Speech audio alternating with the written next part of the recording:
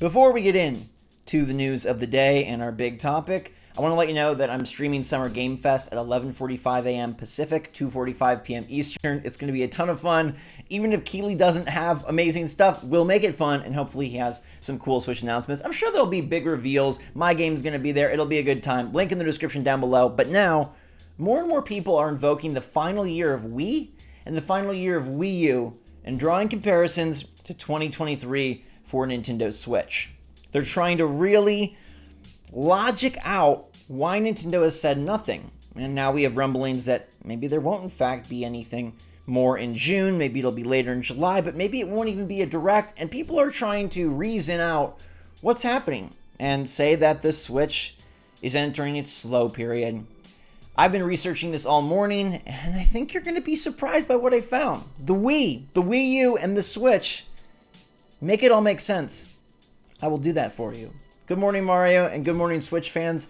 Another comparison I hear is 2020, the year of COVID, to this year for Nintendo, and that's one that you got to know the truth about. First, the Guerrilla Collective happened yesterday. That was sort of the first kickoff of Summer Game Fest. Some stuff just dropped on Switch. This game called Anomaly, which is apparently a cool arcade game coming from Steam, is out now on Nintendo Switch.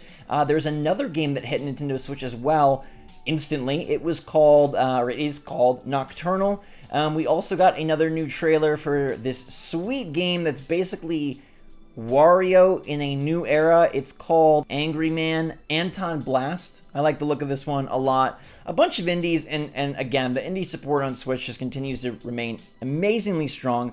And there's some pretty nifty games that I think are definitely worth checking out. And this Anolan game looks sweet. Oh, also Black Skylands, which is like a steampunk airship base building open world battler game that did really well on Steam, is coming August 3rd. So some fun new indie stuff for the summer and the summer of Nintendo Switch, where everyone says it's done. They just want to eat up doom and gloom. They want to believe it, but now they're trying to bring in all of these parallels. They're trying to draw Wii and Wii U parallels. And so I have to speak out because I actually looked into this stuff. I don't know about you, but I remember the Wii, and the final year sucked. I don't know about you, but I remember 2016 for Wii U. It honestly wasn't too terrible because we were excited for Breath of the Wild and the future of what's next. They had Paper Mario Color Splash towards the end there. They had Twilight Princess HD. They had Star Fox Zero. They had Tokyo Mirage FE. They kind of just were like, here's a few fun things. But for the most part, you could feel that the train had pulled into the station and it was waiting for its next departure. I looked back at the Wii. I looked back at the Wii U, and what I found, I think this makes more sense if I first start with 2020. 2020 is being brought up as well as this COVID year that has extreme similarities to this year. Animal Crossing New Horizons was the first really big, huge game of that year, and then they coasted, right? You remember ACNH just kind of lasted us through that main first COVID summer, and this year is similar. It has Tears of the Kingdom in May instead of March, I guess, but it's going to carry us through the summer and kind of a blank rest of the year. Oddly enough, they also had a Paper Mario game in 2020, but the rest of the year was pretty slim. There wasn't very much. If you look at the notable releases, they were like Xenoblade Chronicles 1 port, we're going to put out Mario 3D All-Stars, just a bunch of ports, Pikmin 3 Deluxe port, Hyrule Warriors, I guess that's cool, but that was the big holiday game. And I just want you to know that this year, 2020, started off with things like Brain Training in January, Tokyo Mirage, another port, Snack World, Mystery Dungeon, another port, and Good Job. Good Job was a highlight title because it was debuted and shadow dropped in an indie world, and that's the kind of year we were having. 2023, though, already our year is probably stronger than that. If you look at the year that we've had thus far, we had a huge Fire Emblem Engage, by all accounts the biggest Fire Emblem ever. We had a new Kirby game. We had an Advance Wars. We have the massive Legend of Zelda. We had a game every month. We had substantial DLC, and we have Pikmin 4 that it's out next month, but we basically know it's coming, already making this year bigger than 2020. So let's first just cross off 2020 that yes, 2020 was not a planned slow year. 2020 was a COVID-affected year and an impacted year, and I guarantee investors and executives did not want Hyrule Warriors Age of Calamity and Pikmin 3 Deluxe to be their big fall lineup. But we were dealing with a global pandemic, and we're not anymore. Okay, with that out of the way, and now that you know that the Switch has had super successful years, outside of the odd 2020 year that I think we can really just classify as an anomaly, let's go back to the Los Angeles Times 2010. The world was a simpler place. TikTok didn't exist as far as I know. November 30th, Ben Fritz wrote that at Next Gen Video Games in the Mid-Wilshire District, it has been 2 months since a customer bought a Nintendo Wii. 2010, my friends. That's 3 years into the Wii. If you remember, the Wii started off everybody's darling. Everybody wanted to kiss the baby, kiss that glistening white console, waggle that motion with your grandpa, and have a good time. It was on Good Morning America, it was in America, it was in other countries, it was everywhere. It faded fast. The Wii has really slowed down. It's tough to sell, was being said 3 years in, 2010. How many years are we into the Switch? The Switch and the Wii are not comparable. The final year of the Wii was basically trying to pump one last breath out of a dying body. Sorry for the morbid parallel, but that's basically what they were doing. Third-party support had already exited stage left. Indie support wasn't really ever there. Nintendo's online in the Wii era was really sucky. The Virtual Console is pretty cool, but other than that, it wasn't really supportive of smaller developers and promoting their games. That's something that is very new to the Switch generation. You had a Wii in its final year really slow down before Wii U because it had been slowing down for years.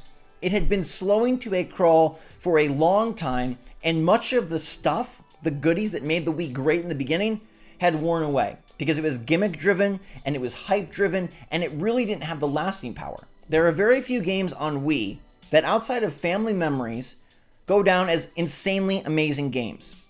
Mario Galaxy and Galaxy 2 are some of them. Maybe some people love Skyward Sword. I don't think it's one of the better Zelda titles, and I think that's pretty widely accepted. There was the really freaky Metroid game that I thought was better than people think, but no one would argue that that is better than Dread or Prime Remastered. The point here is that the Switch's position right now is far superior to the Wii.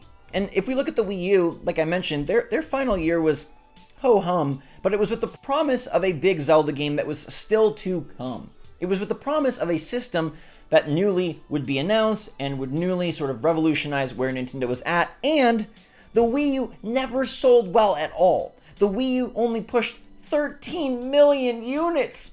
Now, the Wii pushed 100 million, so you'd say, hey, maybe they had a reason to really, really bust out games in that final year. But if you look at the way the sales chart flows, it went joom, and then it went joom. The Switch has not behaved as such. The Switch has had some down moments as of late, but the Wii fell to number 3 in the console wars by 2010. It was already in 3rd place.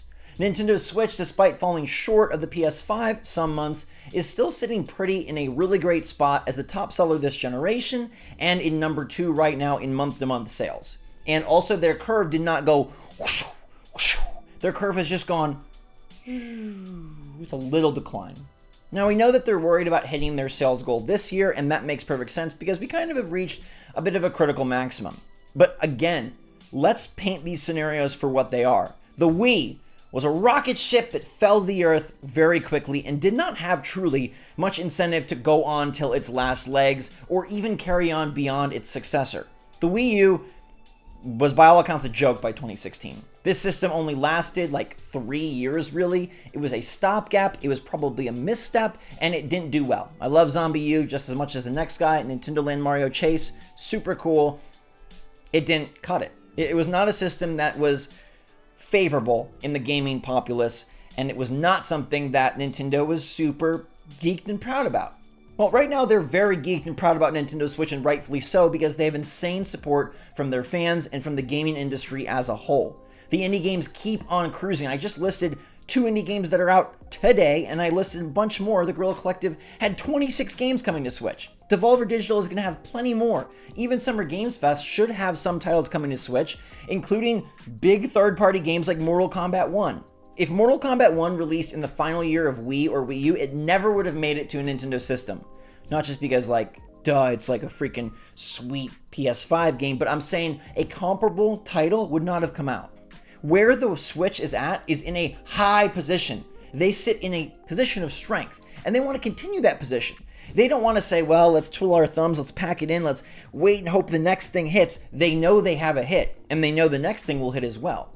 In fact, either the next system will be highly backwards compatible, or it will have a huge cross-gen period a la the 3 years we've had of PS4 and PS5. You don't just say sayonara to a sugar boat full of sales like the Switch era has produced. That's 120 million units that you can address. So even if your Metroid Prime 4 or your Mario Odyssey 2 happen to be on Switch 2, they'll also be on Switch, whether because of direct backwards compatibility or a double release because you do not want to lose out on this huge install base. The ship had sailed for the Wii. The ship never left port for the Wii U. Why can we not establish these differences? The COVID year was nothing like the first half of 2023, and despite the blankness in front of us, there is a litany of reasons behind us why things are not slowing down.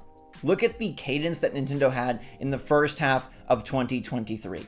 It was a game every month, it was DLC, and they popped a bunch of announcements and a bunch of releases close to The Legend of Zelda when they absolutely had no reason to do so.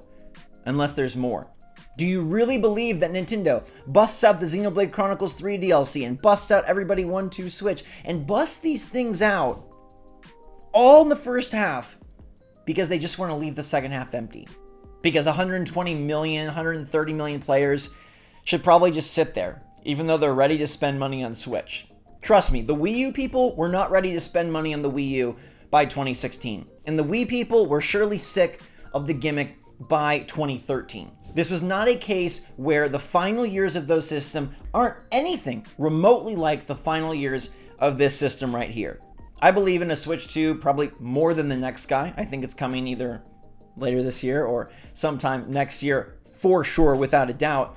But I also believe that Nintendo is in a position of strength, and I believe they will push software this year and next year and probably the following. I don't care when the Switch successor comes out, the Switch, the one you hold right now, the one you play and love, the one you paid for maybe 7 years ago, will still be getting significant releases from Nintendo, from indies, and maybe not third parties. Maybe they will move on because it's just easier to port their PS5, Series X, and PC games to the next Switch. But this Switch is not going away because the standards are far different than when they were set for the final years of the past systems. Those were dying consoles on their final breaths, trying to just stop the hemorrhaging.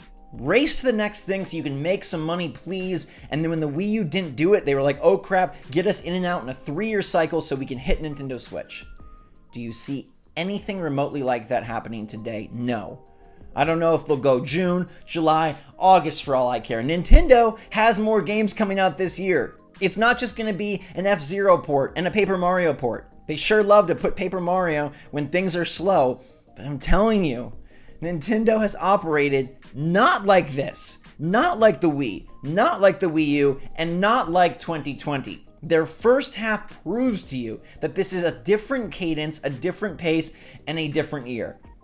Are you telling me that if Nintendo had the option to have no May game, but instead put Tears of the Kingdom out in November as their huge holiday title to really flush the final inventory of Nintendo Switch and try to reach 15 million units, do you think they would have done that? Do you really think that they would have skipped out on the opportunity to make Tears of the Kingdom a holiday title if they didn't have more? Why May if they're blank? Supposedly they've been working the last year just on bug fixes and perfection, so why not a few more months? Ask yourself that. If Zelda is the big final title, why is it not a big final fall title? Why is it not coming out in the most important sales period and the best opportunity to push hardware when sales of systems goes through the roof in comparison to other months? Why is Zelda Tears of the Kingdom out in May if there's nothing the rest of the year? That's a new one that I'm now just bringing to the table. Previously, it was like Nintendo wants to make money. Nintendo won't just coast. Nintendo's the position of strength. I'm going with a new one because people still don't believe it. People still are making videos saying Nintendo is done. Why didn't they hold it? Ask yourself that. Look at the Wii data. Consider the Wii U. Look at 2020 and say, you know what? Nintendo had dying systems that weren't in favor. And currently, they have a lot to hold up to. And they have a lot of positive mindshare that they want to retain so that they enter the Switch 2 era with strength and power and with a running start. Not enter from a position of weakness like they did at the start of the Wii U. And in some ways you could argue at the start of Switch based on past precedent and based on how poorly the Wii U performed.